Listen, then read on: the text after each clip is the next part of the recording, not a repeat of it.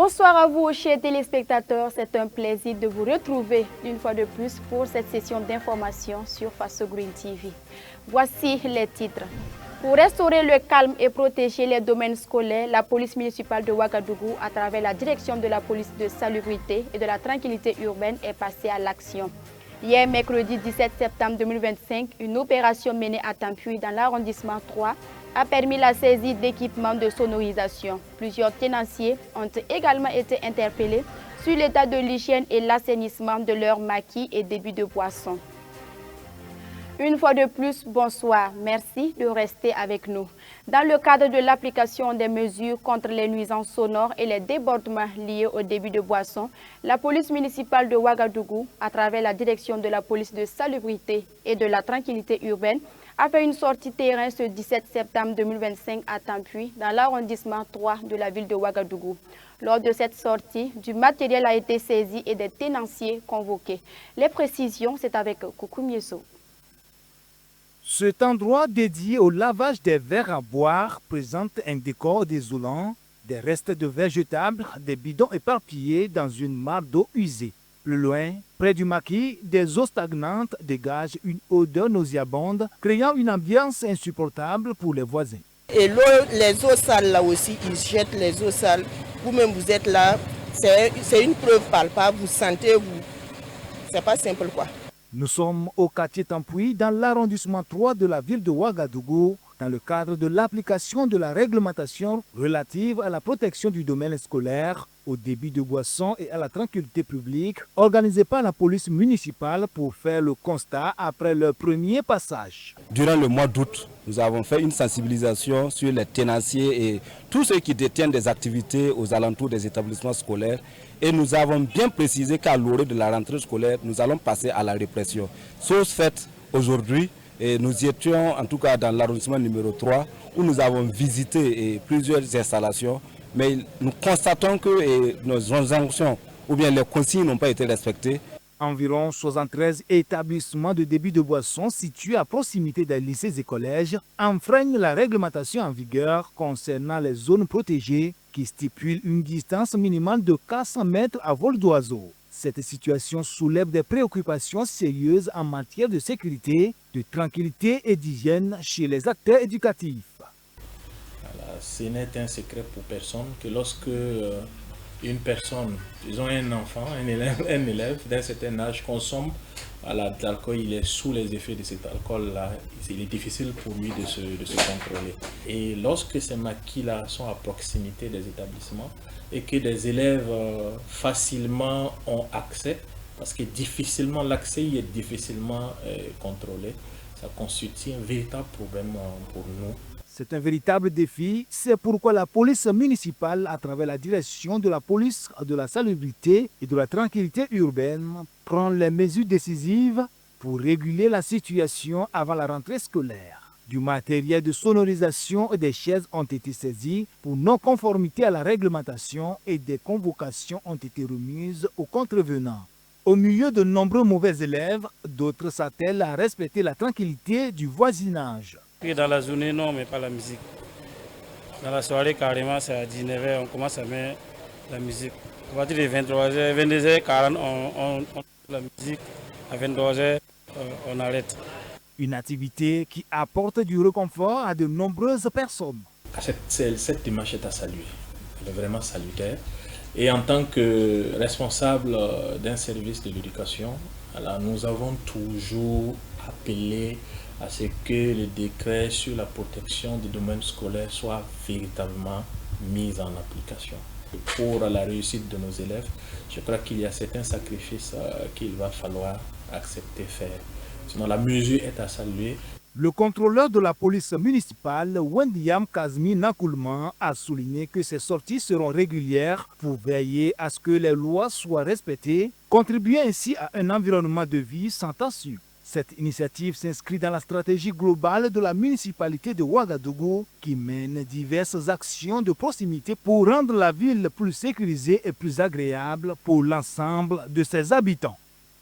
C'est un phénomène qui ronge silencieusement les forêts, la coupe abusive du bois. Face à cette pratique qui prend de l'ampleur malgré les appels à la préservation de ces ressources naturelles, nous sommes allés à la rencontre de quelques citoyens qui ont fait des propositions en vue de mettre fin au phénomène ou à défaut le diminuer considérablement. C'est un élément signé Sarah Bougma. Exploitation excessive et incontrôlée des ressources forestières sans respect des règles émises. Un phénomène qui affecte durablement notre pays. Au Burkina Faso, la biomasse principalement sous forme de bois et de charbon de bois représente plus de 80% de la consommation énergétique des ménages. Alimentée par une forte demande locale et parfois un commerce non contrôlé, la coupe abusive du bois pourrait entraîner de multiples conséquences, aussi bien sur l'environnement que sur la qualité de vie des populations. Ça a des effets désastreux sur le climat qui peut avoir des conséquences comme la sécheresse. La coupe abusive du bois crée l'avancée de la désertification, et surtout la déforestation. Et puis, c'est grâce aux plantes qu'on a la pluie au Burkina, la pluie quoi. Donc si on coupe le bois, la pluie ne pourra pas, on n'aura pas la pluie comme avant. Les dégâts liés au phénomène de la coupe abusive du bois sont réels, à en croire ces intervenants. La question qui se pose à présent, c'est que faut-il faire pour minimiser ces risques? Quelques citoyens nous font ressortir des points essentiels. Premièrement, je pense qu'il faut passer par la sensibilisation. Et si je dis par la sensibilisation, dans les théâtres, des sketchs. Pour éradiquer ce phénomène, il va falloir encourager l'usage des gaz et puis l'usage des énergies renouvelables.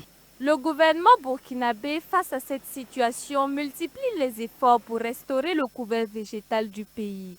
L'heure patriotique pour reverdir le Faso ainsi que la campagne nationale de reforestation sont entre autres des initiatives qui sont appréciées. Cette initiative, je l'encourage vraiment parce que ça permet, genre, au bord de la voie, là même, en passant que tu vois les plantes là comme cela, là même, c'est vraiment joli à voir. Déjà, il y a le gouvernement qui mène des actions salutables telles que la plantation d'arbres chaque année. Et de mon avis, je pense que c'est la solution. Il faut planter beaucoup d'arbres et même initier dans les universités, pourquoi pas demander à chaque étudiant donc, de planter un arbre.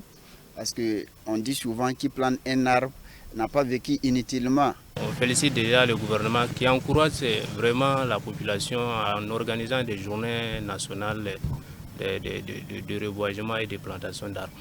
La coupe abusive du bois au Burkina Faso n'est pas seulement une question environnementale, mais aussi une problématique sociale et économique. Préserver les forêts est désormais une urgence nationale qui nécessite une volonté politique forte, des alternatives viables et l'implication de toutes les communautés. Car au-delà des arbres, c'est l'avenir des générations futures qui est en jeu. Et puis le tour d'horizon de ce 18 septembre 2025 qui met l'accent sur quelques activités des ministères en charge de l'agriculture, de l'environnement et de la santé. Le commentaire, c'est avec Souleymane Ouedraogo. Prévention des crises alimentaires au Sahel, en Afrique de l'Ouest et au Cameroun. Le comité inter-État de lutte contre la sécheresse au Sahel dresse le bilan à mi-parcours de la campagne. C'est le 15 septembre dernier que s'est ouverte à Ouagadougou la concertation régionale sur les perspectives agricoles et alimentaires au sein des États membres de l'organisation. Rencontre de niveau régional, cette concertation vise à faire le point sur la situation agricole et alimentaire. Il s'est agi de faire des estimations chiffrées sur les perspectives de récolte, de dresser l'état des lieux des marchés nationaux et internationaux et leurs impacts sur l'accès des ménages aux denrées alimentaires. À Vienne, dans la capitale autrichienne, le ministre Roger Barrot, ministre en charge de l'environnement au Burkina Faso, s'est entretenu avec le directeur adjoint de l'Agence internationale de l'énergie atomique.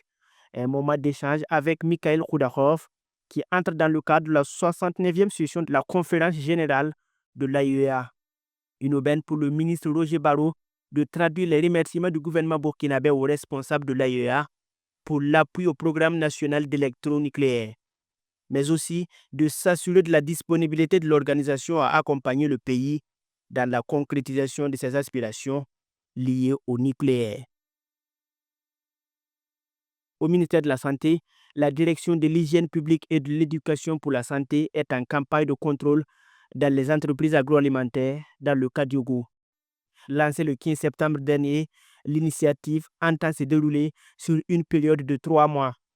Il s'agit de sorties de suivi avec pour objectif garantir la sécurité alimentaire des produits agroalimentaires disponibles sur le marché de la consommation. Elles permettront également d'évaluer les conditions d'hygiène des entreprises agroalimentaires, d'apporter un appui conseil au profit des responsables et des employés. C'est la fin de ce journal, mais notre mission se poursuit. À très bientôt pour une nouvelle édition sur Faso Green TV. D'ici là, prenez soin de vous et surtout, prenez soin de la nature. Au revoir.